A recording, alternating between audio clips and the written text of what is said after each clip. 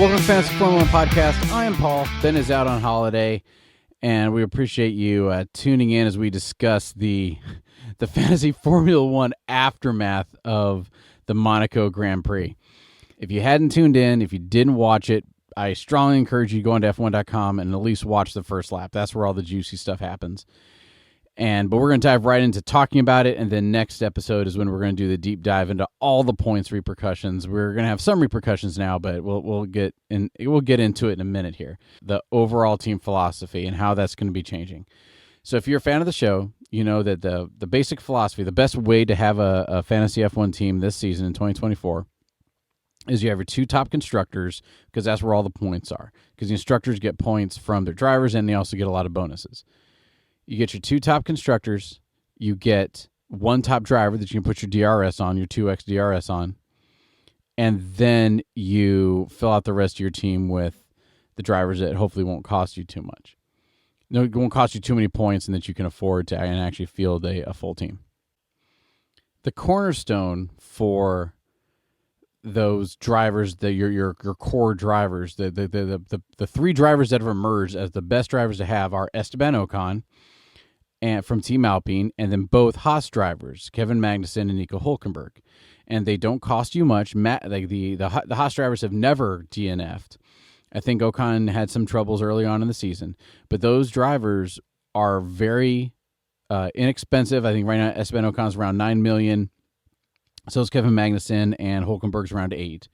And so you can get solid drivers that won't cost you anything in those three players. Well, if you watched Monaco, you know that there is a lot of DNFs and a lot of issues. So we're going to dive straight into these guys. So with Haas, their problems started in qualifying when, due to a technicality, the rear fin on the back of their car, that's measured in certain spots, and they adjusted the shape of it. You know, we watched the F1 Tech Talk on it.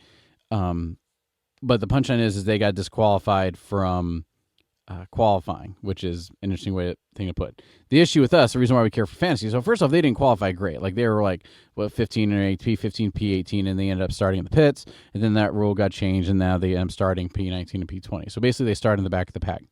And that doesn't matter too much for us in the fantasy, for the real race world, because, yeah, they're back a couple spots. That's not bad. That's bad, but they weren't in contention to win anyway. But as far as fantasy goes, as soon as you get a disqualification from a qualifying, you get negative 15 fantasy points, which means that you just in qualifying, you took negative 30 points. I took negative 30 points for having both Haas drivers on my team. And that is really rough, especially right now for the season after they took that negative 32 points is what Nico Hülkenberg took in Monaco. He took negative 32 points, and now it puts him at a season total of 15. So basically that one race negated 2/3 of all the points he's put up over the team. Doesn't mean they won't make the points back. Like this disqualification wasn't the driver's fault. It was just they changed their fin and it ended up not being right. So we don't get rid of them. We're not getting, and this is point number one, we're not getting rid of them as drivers. The damage has already been done. But it means that but it was a huge setback. Red Bull and Sergio Perez didn't have good qualifying. So Max Verstappen was like P6 or something, and Sergio Perez was like the 18th or some crud. So punchline is Sergio Perez is back towards the back. Everyone starts out, everyone's racing, and painting a word picture here, you have basically, I'm no strategist, both Haas drivers try to pass Sergio Perez on both sides. And it forced Sergio Perez to pick one to defend against, and then as soon as he defended against one, the other could pass him. Fine. As soon as you get into open air, Haas aren't fast enough to pass a Red Bull. So their RB20 is just too good of a car. So they had to do it first lap, first turn, all that stuff. So they went to do it. And I think it was Hülkenberg who tried to pass on the right and Magnussen on the left. Well, the track took a little jaunt to the left, right, before the next turn. So as they both went to pass him, Hülkenberg was a little ahead. Perez went to defend against Hülkenberg just as the wall came in. So if you think about it, Perez kind of comes over to the right. The wall comes into the left, and it squeezes the Haas drivers, and he didn't back out of it. Not to say that it was his fault. That's not what I'm here to do. I'm just saying where he was suddenly got occupied by the wall and by Sergio Perez. So they impact.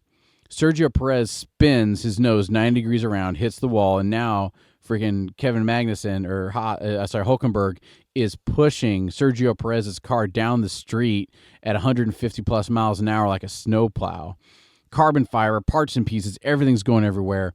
The Kevin Magnussen, the other Haas, you hear on the onboard cam, you hear him accelerate to try and get past all the carnage. He almost makes it through, but then he gets hit, and so he spins and crashes. And so it's nothing but just carnage everywhere. All three drivers walked away. They're all fine. Their cars are trashed, and all three of them took DNFs. So that means, the negative 15 points that the two Haas drivers took for disqualification each, and then they each took another negative 20. And it was a rough week. So since I had both of those drivers, I ended up taking negative 55 points on both of those drivers each. That gets compounded by Esteban Ocon. So he actually qualified pretty well. He qualified P11. So he and his teammates are going wheel to wheel first lap. And I'm no strategist, I'm no driver, but Esteban Ocon was pretty aggressive. How about this? He was aggressive enough that the FIA and his team are all pretty pissed at him. So he causes a wreck. And go online and take a look at it. Watch the first lap of the race. You really need to. But his tires hit his teammate Pierre Gasly. He pops up in the air, and freaking it was ridiculous. And I think Pierre Gasly stayed in, but Esteban Ocon got put out. He passed one person and then crashed, and then that was it. So he took negative 19 points for the week. So me, here on this Fantasy Formula One podcast, someone who really, really loves the sport, I took negative, public math, 55, 65, 74? Yeah, negative 74 points on three of my drivers over the weekend. So, and it sucked. Not to mention, if you had now, so that was the big driver thing. So let's talk about how this implicates constructors, specifically Red Bull. So Red Bull's been this dominant force, right? Max Verstappen, Sergio Perez, number one, number two last year, they're doing great.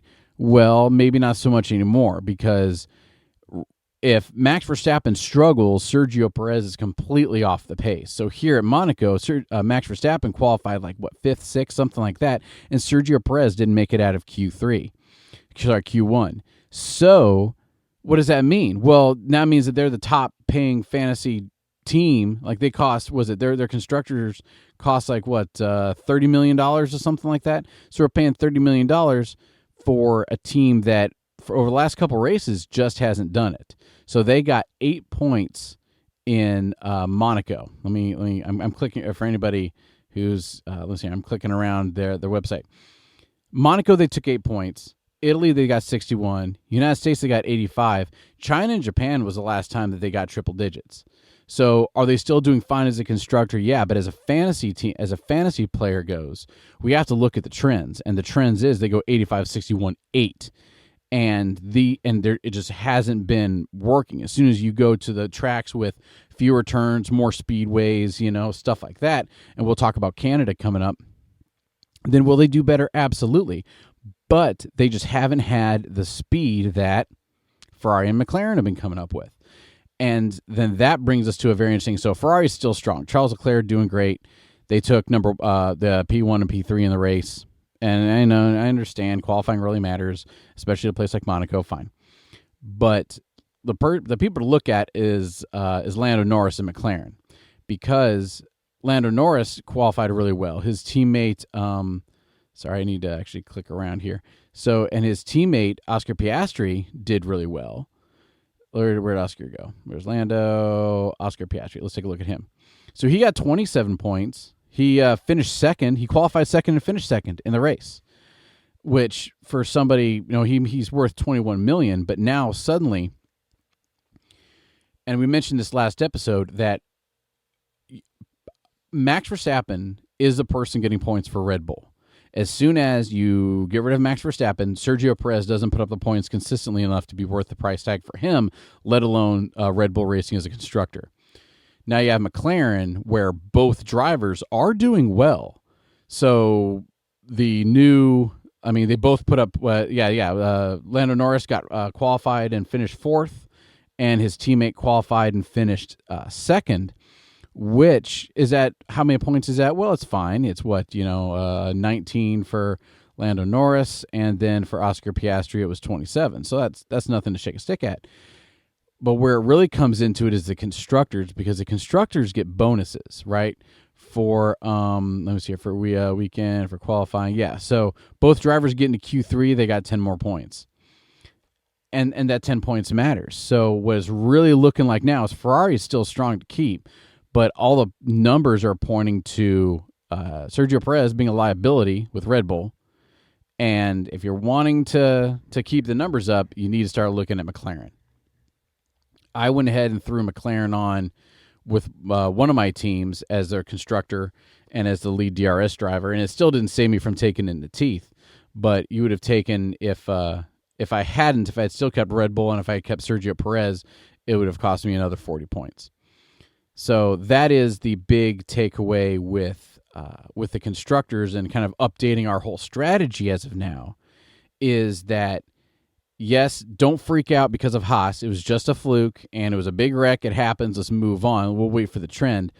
But by that same token, the trend for Red Bull is trending the opposite direction. Max Verstappen is his car is no longer the dominant thing that it was last year and the year before and the year before. And for him to fight, and it's not necessarily, how about this? It's not necessarily that Max Verstappen is doing bad. It's not that he's doing any worse than he did before. The whole field is just improving. So now, the same time, and I know we talked about it before, but the same time that he had in Bahrain last year would have gotten him 8th this year. So as soon as everybody else goes up leaps and bounds around him and Red Bull doesn't, well, then there you go. And I know Red Bull's been having a bunch of technical issues and a bunch of personnel changes, not issues, but changes going on behind the scenes. So the big thing that we're looking at after Monaco is a McLaren. Definitely you should be looking at McLaren, at least as a constructor. If you can get Max Verstappen as your DRS driver, absolutely keep him. Sergio Perez, the trend has been going. Let me look at him. So he's been just trending backwards. So he got negative 20 points in Monaco, got it. He finished 8th in Italy, got it. He finished 4th in the United States, fine. And he finished, race overtake. Where to go? Race position, he finished 3rd. So he's not doing poorly. He's just stopped being the dominant driver that he was early on in the season and last year. And especially as soon as Max Verstappen does poorly, does not do well, as soon as Max Verstappen just gets 4th, 5th, 6th, well, that means Sergio Perez is even further down, where if you look at Ferrari and you look at McLaren, both of those drivers are closer. Both of their drivers, they have a split sometimes, but they will all together just do better. So if you want to keep Max Verstappen around, go for it. But as soon as you have the $22 million for Sergio Perez, right now the smart money is you putting that same $22 million into preferably Charles Leclerc, but any one of the Ferrari drivers, and now Lando Norris, because let me click back, or Oscar Piastri, because United States, Sergio Perez got 30, in Italy he got 11, and in Monaco he got negative 20. And as soon as you look at Oscar Piastri, he got 27 in Monaco, 24 in Italy, 22 in the United States. So the last 3 races, Oscar Piastri has been consistently in the mid-20s, where Sergio Perez has been just bouncing around and hasn't been consistent, let alone getting points.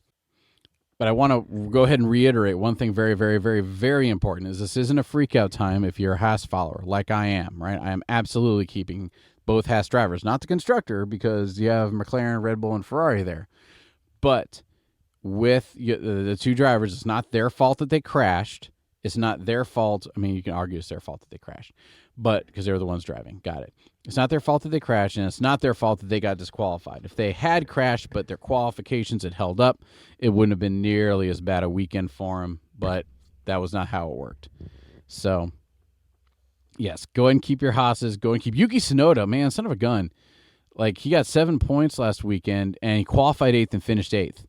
And Daniel Ricciardo did pretty well. And again, we're going to deep dive into all of this. I when I have my spreadsheets all up and stuff like that, I'm just reading the website the same as anybody. But Daniel Ricciardo qualified 12th, finished 12th.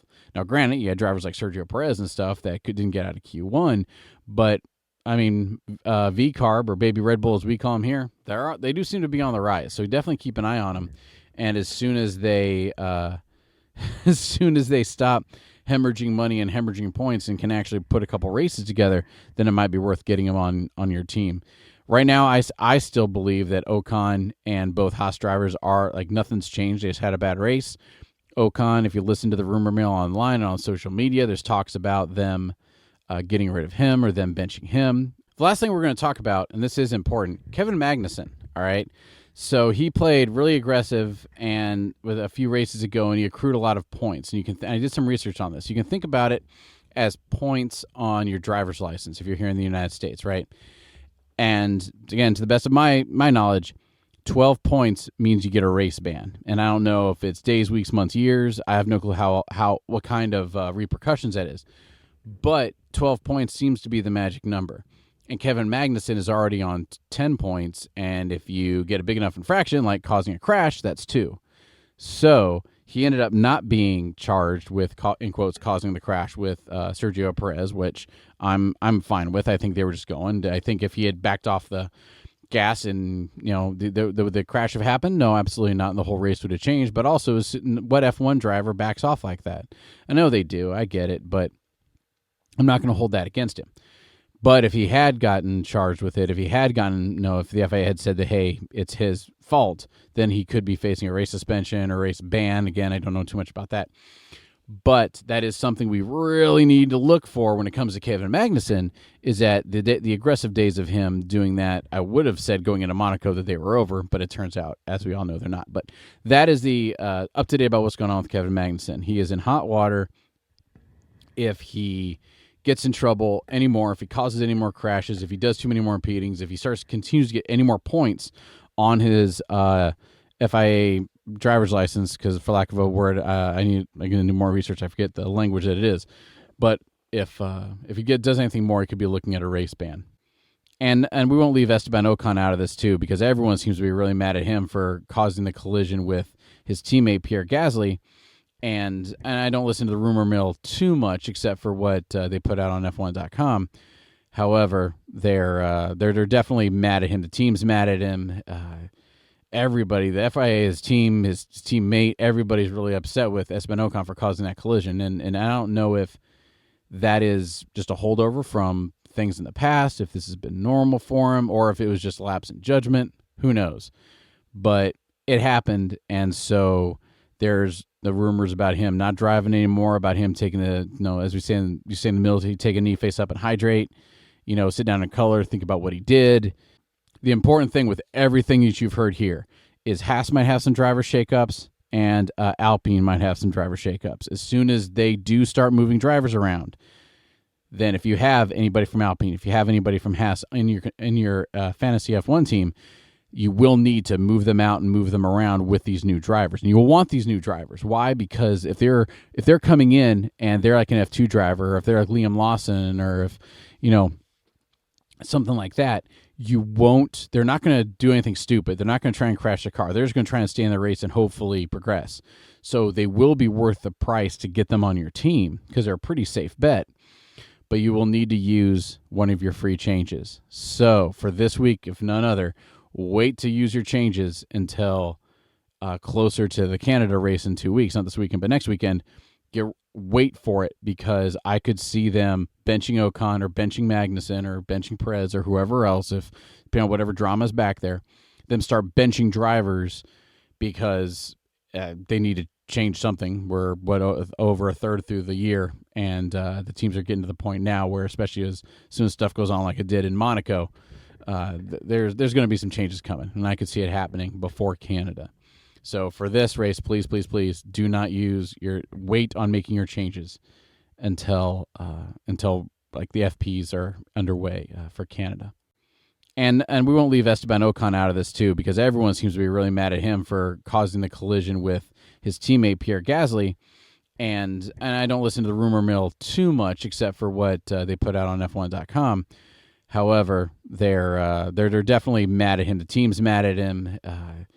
Everybody, the FIA, his team, his teammate, everybody's really upset with Esteban Ocon for causing that collision. And I don't know if that is just a holdover from things in the past, if this has been normal for him, or if it was just a lapse in judgment. Who knows? But it happened, and so there's the rumors about him not driving anymore, about him taking as we say in the military, take a knee, face up, and hydrate. Sit down and color, think about what he did. The important thing with everything that you've heard here is Haas might have some driver shakeups, and Alpine might have some driver shakeups. As soon as they do start moving drivers around, then if you have anybody from Alpine, if you have anybody from Haas in your fantasy F1 team, you will need to move them out and move them around with these new drivers. And you will want these new drivers. Why? Because if they're coming in and they're like an F2 driver, or if they're like Liam Lawson, or if something like that, they're not going to do anything stupid. They're not going to try and crash the car. They're just going to try and stay in the race and hopefully progress. So they will be worth the price to get them on your team, because they're a pretty safe bet. But you will need to use one of your free changes. So for this week, if none other, wait to use your changes until closer to the Canada race in 2 weeks. Not this weekend, but next weekend.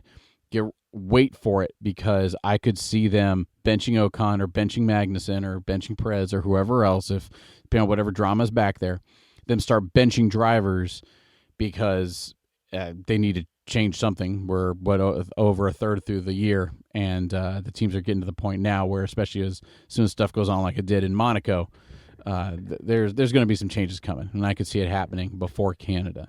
So for this race, please do not wait on making your changes until like the FPs are underway for Canada. Well, that's all we have for right now. It's been short and sweet. We'll be diving more into the numbers next week. So thank you for listening. Please like, subscribe, all that. Please comment if you think we're doing things right, doing things wrong. You're listening to the reels on social media. If you're listening to us there on Spotify or wherever you get your podcasts, please do a comment, do a like. It really does help us out, and we are very, very appreciative, and we will see you next week. Cheers.